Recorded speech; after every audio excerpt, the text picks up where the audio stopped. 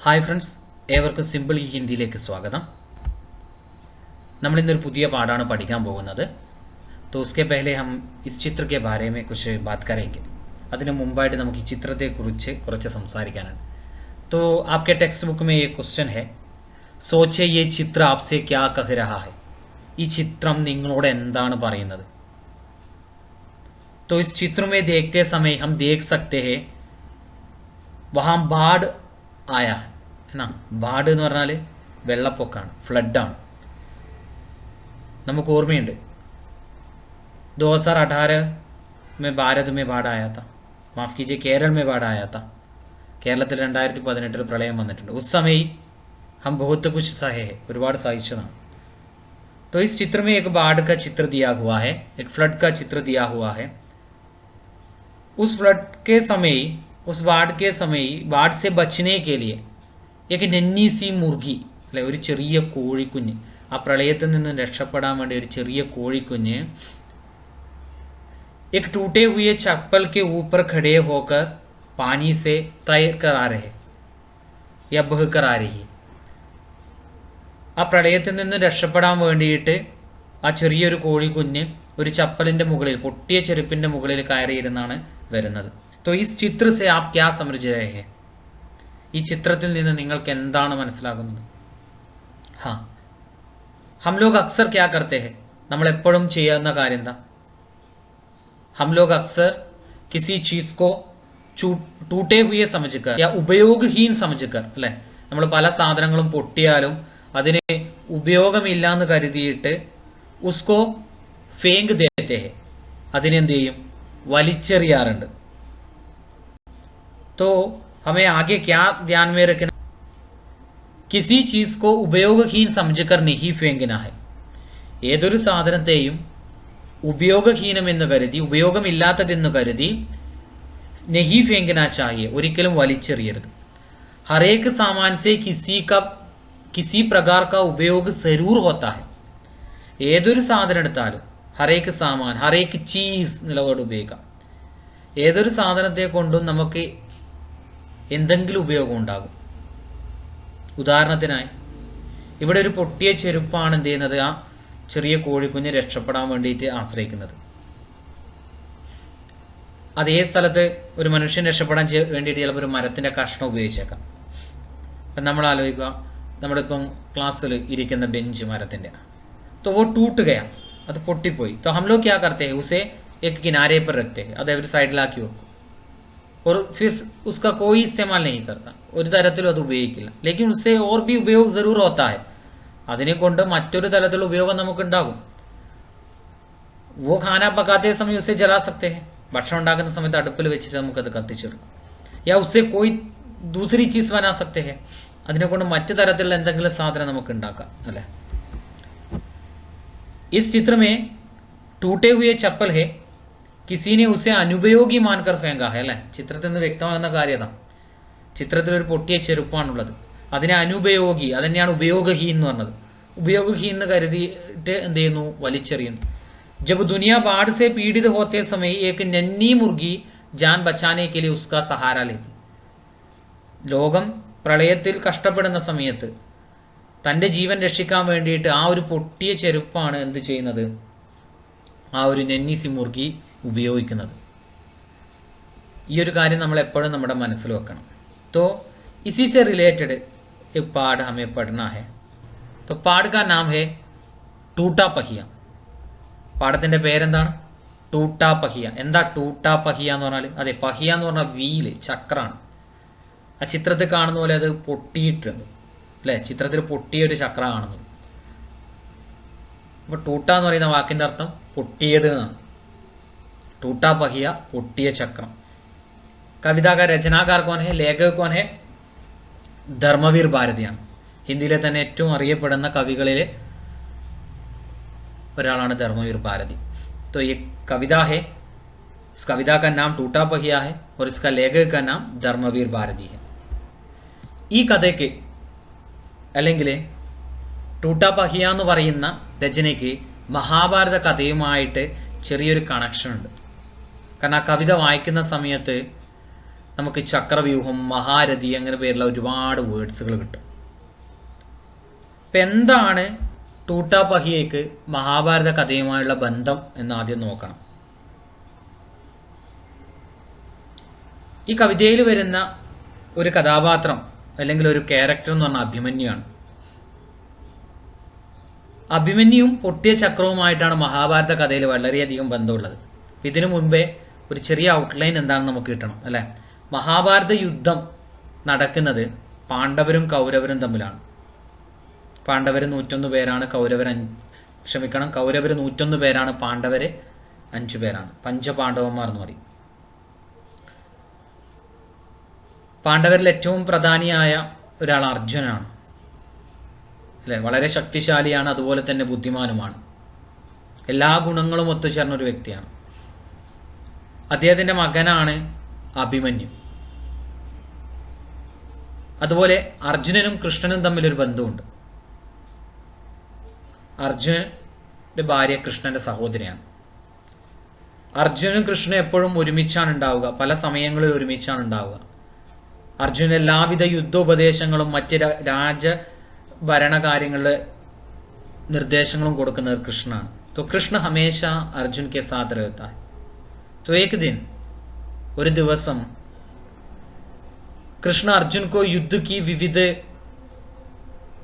प्रकारों के बारे में और चक्रव्यूह के अंदर चलने या चक्रव्यूह को भेदने के बारे में विवरण दे रहे थे. കൃഷ്ണ അർജുനന് ഒരു ദിവസം ചക്രവ്യൂഹം ഭേദിക്കുന്നതിനുള്ള നിർദ്ദേശം കൊടുക്കുകയായിരുന്നു. तो ആ സമയത്ത് അർജുനന്റെ ഭാര്യയായ സുഭദ്ര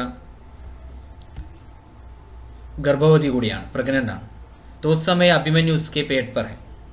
നമുക്കറിയാം അമ്മ കേൾക്കുന്നതൊക്കെ കുഞ്ഞിന്റെ ചെവിയിലേക്ക് എത്തും അല്ലെ, പ്രഗ്നൻസി ആ ടൈമിൽ. तो कृष्ण अर्जुन को चक्रव्यूह भेदने का उपाय बता रहे. കൃഷ്ണൻ അർജുനെ ചക്രവ്യൂഹം ഭേദിക്കുന്നതിനുള്ള ഉപായം പറഞ്ഞു കൊടുക്കുമ്പോൾ ഇതൊക്കെ സുഭദ്ര കേൾക്കുന്നുണ്ട്, സുഭദ്രയിലൂടെ അഭിമന്യു കേൾക്കുന്നു. और चक्रव्यूह को भेद कर वहां से लड़कर फिर चक्रव्यूह से बाहर आने की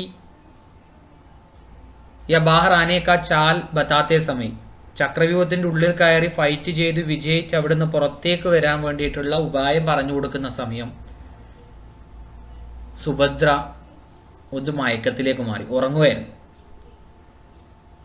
അതുകൊണ്ട് തന്നെ കൃഷ്ണൻ വിവരിച്ച ആ ഉപായം സുഭദ്ര കേട്ടില്ല, അതിലൂടെ അഭിമന്യു കേൾക്കുന്നില്ല. ഈ ഒരു കാര്യം അതിലുണ്ട്. तो 18 दिन की जो महाभारत युद्ध के समय युद्ध करने के लिए अभिमन्यु भी जाते हैं. യുദ്ധം ചെയ്യാൻ വേണ്ടിയിട്ട് 18 ദിവസം എന്ന മഹാഭാരത യുദ്ധം ചെയ്യാൻ വേണ്ടിയിട്ട് അഭിമന്യുവും പോകുന്നുണ്ട്. तो उस समय अभिमन्यु चक्रव्यूह के अंदर चले जाते हैं.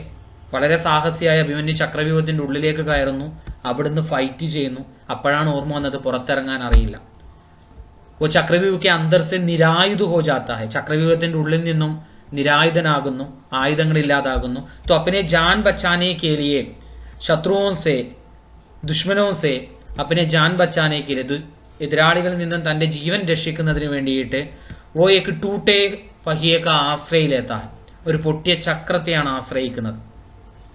तो इसी कॉन्टेक्स्ट को लेकर ധർമ്മവീർ ഭാരതി ने इस कविता को लिखा है. പക്ഷെ നമ്മൾ ഓർമ്മിക്കേണ്ട കാര്യം മഹാഭാരത കഥയല്ല അതിൽ പറയുന്നത്. इसी कॉन्टेक्स्ट को ले लिया है और वो वर्तमान समय के अनुसार लिखा है. വർത്തമാന കാലഘട്ടത്തിനനുസരിച്ച് ആധുനിക പ്രശ്നങ്ങളെ മുൻതൂക്കം കൊടുത്തുകൊണ്ടാണ് ഈ കവിത എഴുതിയിട്ടുള്ളത്. तो ധർമ്മവീർ ഭാരതി ആരാണ്, അദ്ദേഹത്തെ കുറിച്ചുള്ള കാര്യമാണ് അതിന് പറയാനുള്ളത്. ജന്മ 25 दिसंबर 1926 इलाहाबाद. निधन 4 सितंबर 1997. आधुनिक हिंदी साहित्य के प्रमुख लेखक, कवि, നാടകകാർ और സാമാജിക വിചാരകർ. ആധുനിക ഹിന്ദി സാഹിത്യത്തിലെ പ്രമുഖനായ കവി, ലേഖകൻ, നാടകകൃത്ത്, അതുപോലെ സോഷ്യൽ റിഫോമർ അല്ലെ തിങ്കർ എന്ന് പറയാം. അദ്ദേഹത്തിന്റെ പ്രധാനപ്പെട്ട കൃതികളാണ് പ്രമുഖ കൃതി എന്ന് പറഞ്ഞിട്ട് താഴെ കൊടുത്തിട്ടുള്ളത്.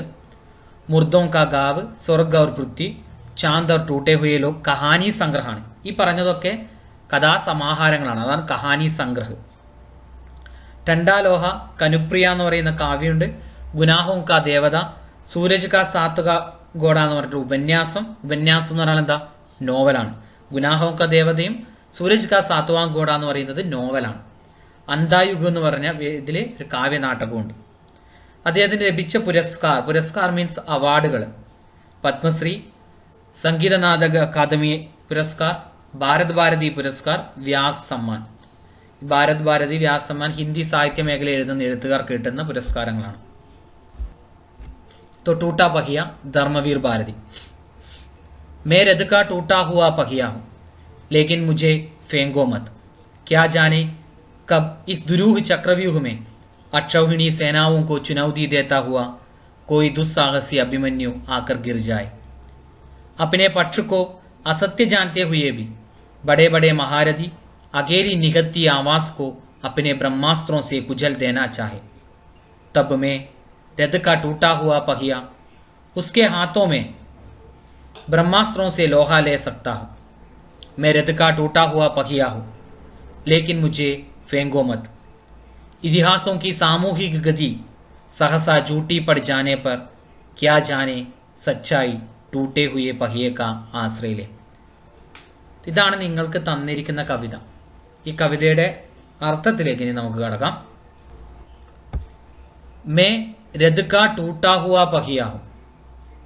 മേ എന്ന് പറഞ്ഞാൽ ഞാൻ എന്നറിയാം നിങ്ങൾക്ക് അല്ലെ. ഇവിടെ ഞാൻ എന്ന് പറയുന്നത് രഥത്തിന്റെ പൊട്ടിയ ചക്രം തന്നെയാണ്. തോ യഹാക്ക നറേറ്റർ ആരാണ്? ടൂട്ടാ ഹുവാ പഹിയാണ്.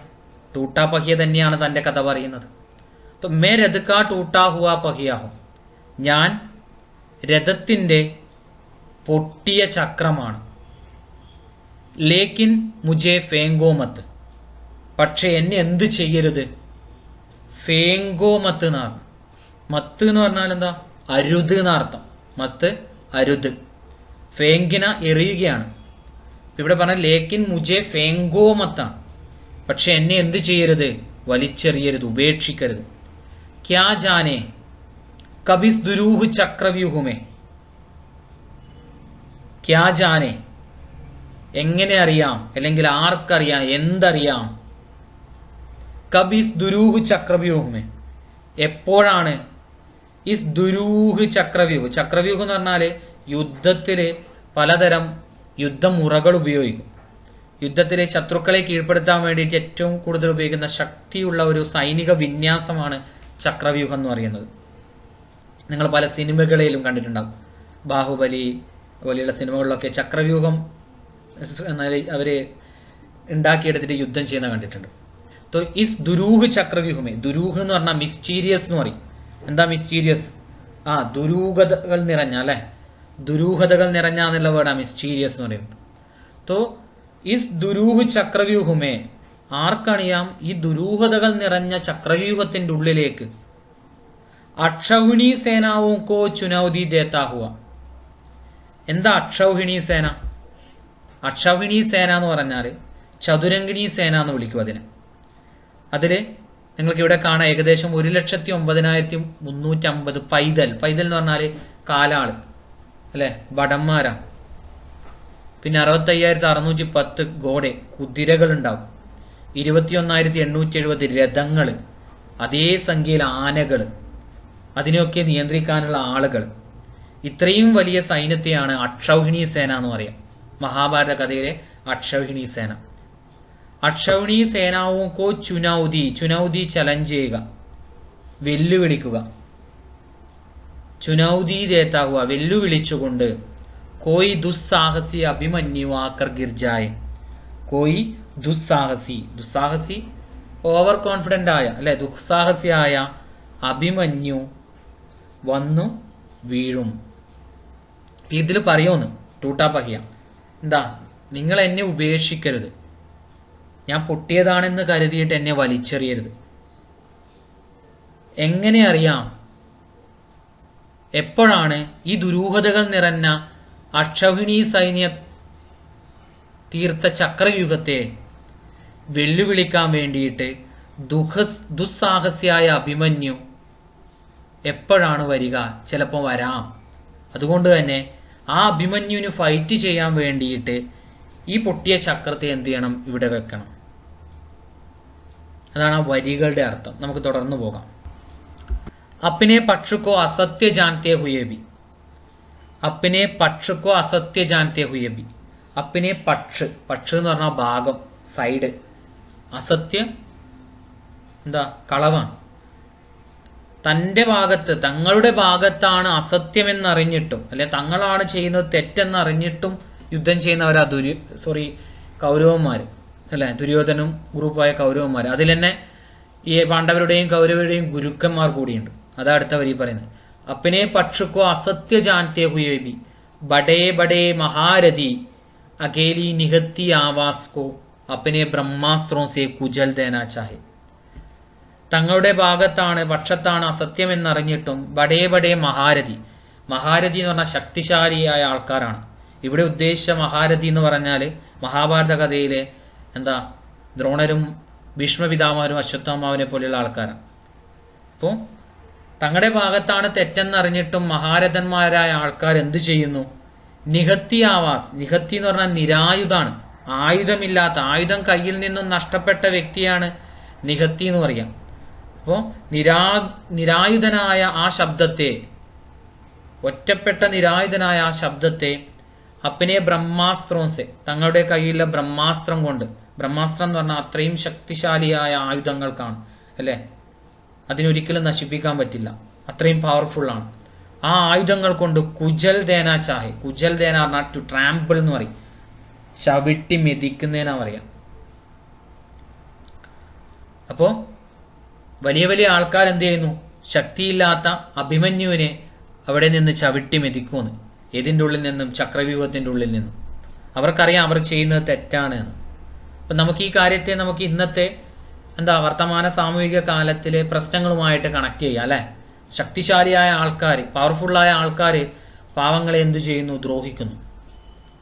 തബ് മേ രഥ് കാ ടൂട്ടാ ഹുവാ പഹിയ ഉസ്കെ ഹാത്തോ മേ ബ്രഹ്മാസ്ത്രോം സെ ലോഹാ ലയ സക്താ. അപ്പോൾ ടൂട്ടാ പഹിയ പറയുന്നു, ആ സമയം എനിക്ക്, അതായത് പൊട്ടിയ ചക്രമായ എനിക്ക്, ഉസ്കെ ഹാത്തോ മേ അഭിമന്യുവിന്റെ കയ്യിൽ, ബ്രഹ്മാസ്ത്രോം സെ ലോഹാ ലയ സക്താഹും, എനിക്ക് അവന്റെ കയ്യിൽ പോയി നിന്നാൽ ബ്രഹ്മാസ്ത്രങ്ങളുമായിട്ട് ലോഹാലയ സക്താഹും. ലോഹാലയന പറഞ്ഞ സാമിനാക്കർണ, എതിരിടുക, ഫൈറ്റ് ചെയ്യുക. ഈ പൊട്ടിയ ചക്രം ഉപയോഗിച്ച് അഭിമന്യു എങ്ങനെയാണോ ഫൈറ്റ് ചെയ്തത്, അതുപോലെ ചവിട്ടി മെതിപ്പിക്കപ്പെടുന്നവന്റെ കയ്യില് ഞാനൊരു ചക്രമായിട്ട് നിലനിന്ന് അതിനെ തിരെ ഫൈറ്റ് ചെയ്യും. ഈ ലോഹാലേന ഞാനൊരു റെഡും ചെയ്തിട്ടുണ്ട്, അല്ലെ? പലപ്പോഴും പരീക്ഷയ്ക്ക് ചോദിച്ചാണ് ലോഹാലേന ശബ്ദ കാ അർത്ഥ ക്യാ ഹെ എന്ന്. അപ്പൊ അതൊന്ന് ശ്രദ്ധിക്കണം. അവിടെ ബ്രഹ്മാസ്ത്ര, നിങ്ങൾക്കറിയാം ബ്രഹ്മാസ്ത്ര എന്ന വാക്ക്, അപ്പൊ അതിന്റെ അർത്ഥം ഇവിടെ കൊടുത്തിട്ടുണ്ട്, അല്ലെ? ഏക് പ്രകാർ കാ പ്രാചീൻ കൽപ്പിത അസ്ത്ര ജോ മന്ത്ര ദ്വാര ചലാത്ത ഹെ. മന്ത്രം ചൊല്ലിയിട്ട് ഉണ്ടാക്കുന്ന ഒരു അസ്ത്രം. ഇപ്പൊ കബി വിഫൽ ന ഹോനെ വാലി യുക്തി, അതൊരിക്കലും വിഫലമാകില്ല, അതായത് അത് അൺസക്സസ്ഫുൾ ആകില്ല എന്നർത്ഥം, ഫെയിലിയർ ആകില്ല. അടുത്തത് മേ രഥ് കാ ടൂട്ടാ ഹുവാ പഹിയാഹു, ഞാൻ രഥത്തിന്റെ പൊട്ടിയ ചക്രമാണ്. ലേക്കിൻ മുജേ ഫേങ്കോ മത്ത്, എന്നെ വലിച്ചെറിയരുത്. ഇതിഹാസോ കി സാമൂഹിക ഗതി. എന്താ ഇതിഹാസം പറഞ്ഞാൽ ഹിസ്റ്ററി, സാമൂഹിക ഗതി എന്ന് പറഞ്ഞാൽ ശരിക്കും ഗ്രൂപ്പ് ഡൈനാമിക്സിനാണ് പറയാം. സഹസ ജൂട്ടി പഠിജാനേപ്പ, സഹസ അചാനക്ക്, പെട്ടെന്ന്. ജൂട്ടി പഠന എന്ന് പറഞ്ഞാല് കളവായി മാറുക, അതായത് നമ്മുടെ ചരിത്രങ്ങളിലെ ഡൈനാമിക്സുകള് കളവായി മാറുന്ന സമയത്ത് ക്യാ ജാനെ, ആർക്കറിയാം, അല്ലെങ്കിൽ എങ്ങനെ അറിയാം, സച്ചായി ടൂട്ടേ ഹുയെ പഹിയും കാശ്രയിലെ, സത്യം പൊട്ടിയ ചക്രങ്ങളെ ആശ്രയിക്കില്ലെന്ന്. ആശ്രയിലേന ശരൺമയാൻ, ആശ്രയിക്കുക എന്നർത്ഥം. ഇവിടെ ഉദ്ദേശിച്ചത് എന്താ? ഒരിക്കലും പൊട്ടിയ ചക്രത്തെ പൊട്ടിയെന്ന് കരുതി, ഉപയോഗമില്ല എന്ന് കരുതി നമ്മൾ അതിനെ ഉപേക്ഷിക്കരുത്. അത് നമുക്കെന്താകും? ഉപയോഗമുള്ളതായിട്ട് തീരും. പലപ്പോഴും ചരിത്രം നമുക്ക് പഠിപ്പിച്ചു തന്ന കാര്യങ്ങളുണ്ട്. പല ഗ്രൂപ്പുകളും, പല സോഷ്യൽ ഡൈനാമിക്സുകളും, സോഷ്യൽ ഗ്രൂപ്പുകളും അവരുടെ ഉള്ളിൽ തന്നെ പലതരത്തിലുള്ള കള്ളങ്ങൾ ഉണ്ടാക്കിയിട്ട് ശക്തി കുറഞ്ഞ ആൾക്കാരെ ആക്രമിക്കാൻ നോക്കിയിട്ടുണ്ട്. പല കഥകളെടുത്താൽ നമുക്ക് കാണാൻ പറ്റും.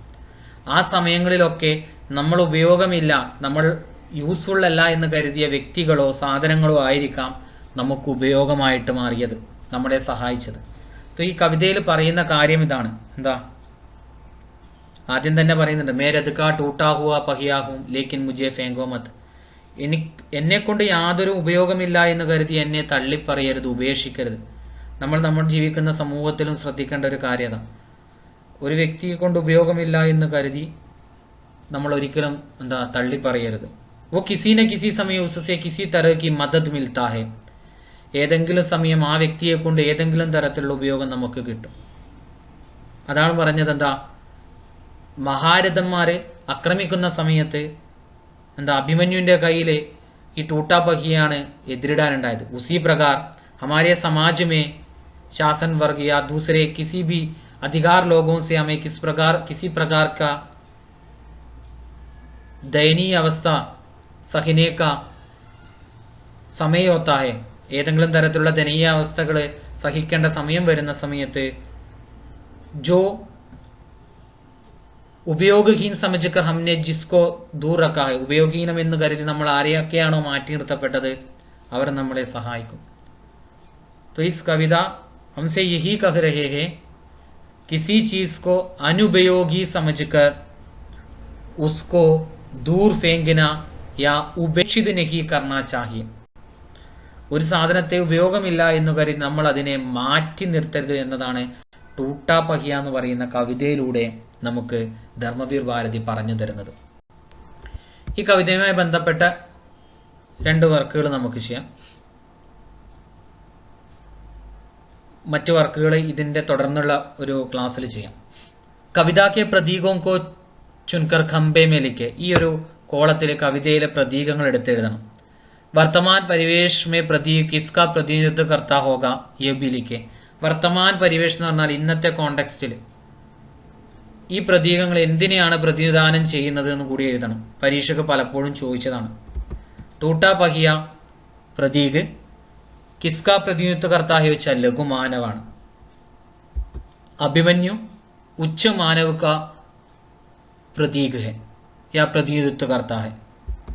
महारथी शासन वर्ग अधिकार वर्ग അല്ലെങ്കിൽ शक्तिशाली लोगों का प्रतिनिधित्व करता है. ब्रह्मास्त्र शक्तिशाली हथियार का प्रतिनिधित्व करता है.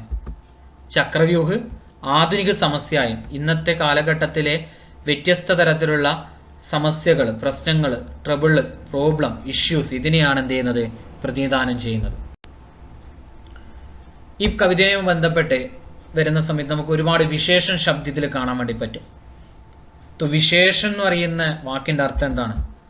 സഖ്യ യാ സർവനാം കി വിശേഷത സൂചിത കർണേവാല ശബ്ദം അല്ലെ? സഖ്യ നൗണ്, സർവനാം പ്രോനൗണ്. ഇതിനെ വിശേഷിപ്പിക്കുന്ന പദത്തെയാണ് നമ്മൾ എന്ത് പറയുന്നത്? വിശേഷൻ. സഖ്യ സർവനാം അറിയണമെങ്കിൽ ഇതേ ചാനലിൽ തന്നെ ഒരു 2 വീഡിയോസ് ഉണ്ട്. അത് നിങ്ങൾക്ക് പോയി റെഫർ ചെയ്താൽ എന്താണെന്നത് ഡീറ്റെയിൽ ആയിട്ട് മനസ്സിലാവും. അല്ലെങ്കിൽ നമ്മുടെ 8ാം ക്ലാസ്സിലോ 9ാം ക്ലാസ്സിലോ ഒക്കെ ഇത് എപ്പോഴും പറഞ്ഞു വരുന്ന സാധനം സഖ്യ സർവനാം. ഒരു സഖ്യയെ, ഒരു നൗണിനെ, അതുപോലെ പ്രോനൗണിനെ വിശേഷിപ്പിക്കാൻ വേണ്ടി ഉപയോഗിക്കുന്ന പദത്തെയാണ് നമ്മൾ വിശേഷണം എന്ന് പറയുന്നത്. The word which use to describe a noun, അതാണ് എന്ത്? അഡ്ജക്റ്റീവ്. വിശേഷന്റെ ഇംഗ്ലീഷ് ആണ് അഡ്ജക്റ്റീവ്. നമുക്കിവിടെ നോക്കാം. ടൂട്ടാ പഹിയ എന്ന് പറയുന്ന വേർഡ്, ഇതില് ഏതാണ് നൗണ് വരുന്നത്? അതെ, നൗണ് പഹിയാണ്, ചക്രം. അതാണ് ഒരു വേർഡ്. ചക്രമാണ് നൗണ്. ആ നൗണിനെ അല്ലെങ്കിൽ ആ വേർഡിനെ ഡിസ്ക്രൈബ് ചെയ്യാൻ ഉപയോഗിച്ച വേർഡ് എന്താ? ടൂട്ടാന്നാണ്. പൊട്ടിയത് അല്ലെ? ചക്രം പൊട്ടിയതാണ് എന്നാ പറയേണ്ടത്. അപ്പൊ അതിനെ ഡിസ്ക്രൈബ് ചെയ്യാൻ ഉപയോഗിച്ച വേർഡാണ് ടൂട്ട. അപ്പൊ ആ ഡിസ്ക്രൈബിങ് വേർഡാണ് ശരിക്കും വിശേഷൻ. അപ്പൊ ഇവിടെ ടൂട്ട എന്ന് പറയുന്നതാണ് എന്ത്? വിശേഷൻ. പഹിയ എന്ന് പറയുന്നത് സഖ്യാണ്. ഓക്കെ, ഇനി ഈ പഹിയക്ക് സഖ്യ എന്നല്ല നമ്മൾ ഇത് ഇങ്ങനെ എഴുതുമ്പോൾ പറയാറ്. അതിന് പറയുന്ന മറ്റൊരു പേര് വിശേഷി എന്നാണ്. വിശേഷൺ പദം ഉപയോഗിച്ച് വിശേഷിപ്പിക്കുന്ന സഖ്യയെ നമ്മൾ വിശേഷി എന്ന് വിളിക്കും. ഓക്കെ, അതുമായി ബന്ധപ്പെട്ട ചെറിയൊരു വർക്ക്. ഇവിടെ കുറെ വേർഡ്സുകൾ അണ്ടർലൈൻ ചെയ്തിട്ടുണ്ട്. അപ്പൊ അതിൽ വരുന്ന വിശേഷം നമ്മൾ കണ്ടുപിടിക്കണം. ഏതൊക്കെയാ വിശേഷൻ? ആ വിശേഷന് സഖ്യ എന്ന് ഞാൻ കൊടുത്തിട്ടുണ്ട് മനസ്സിലാക്കാൻ. ടൂട്ടാ ഹുവ പഹിയയിലെ വിശേഷൻ ടൂട്ടാ ഹുവ അല്ലെങ്കിൽ ടൂട്ട. വിശേഷ്യ ഫഹിയാണ്. ദുരൂഹ് ചക്രവ്യൂഹത്തില് ദുരൂഹാണ് വിശേഷൻ, ചക്രവ്യൂഹ് സഖ്യ അല്ലെങ്കിൽ വിശേഷ്യാണ്. അക്ഷൗഹിണി സേന എടുത്താല് അക്ഷൗഹിണി അതാണ് വിശേഷിപ്പിക്കാൻ ഉപയോഗിച്ച വിശേഷൻ, സേനയാണ് സഖ്യ അല്ലെങ്കിൽ വിശേഷൻ. ദുസ്സാഹസി അഭിമന്യു എടുത്താല് അഭിമന്യാണ് നൗണ് അല്ലെങ്കിൽ നൗണായിട്ട് വരുന്നത് അല്ലെ, നാമമായിട്ട് ഒരു വേർഡായിട്ട്. ആ അഭിമന്യുവിനെ വിശേഷിപ്പിക്കാൻ, അഭിമന്യുവിനെ ഡിസ്ക്രൈബ് ചെയ്യാൻ ഉപയോഗിച്ച വേർഡ് ഏതാണ്? ദുസ്സാഹസിയാണ്. അപ്പൊ അത് വിശേഷണം. അങ്ങനെയാണെങ്കിൽ നിഹത്തി ആവാസില് ഏതാണ് വിശേഷൺ, ഏതാണ് നൗണ്? അതെ, നൗൺ ആവാസാണ്. ആ ആവാസിനെ വിശേഷിപ്പിക്കാൻ ഉപയോഗിച്ചതാണ് എന്ത്? നിഹത്തി. നിരായുധനായ ശബ്ദം അല്ലെ നിരായുധനായ വ്യക്തി എന്നുള്ള അർത്ഥത്തിൽ അത് ഉപയോഗിച്ചത്. അപ്പൊ എല്ലാവർക്കും മനസ്സിലായി എന്ന് വിചാരിക്കുന്നു. നമ്മുടെ ഈ ക്ലാസ് ഇവിടെ അവസാനിക്കുകയാണ്. Thank you.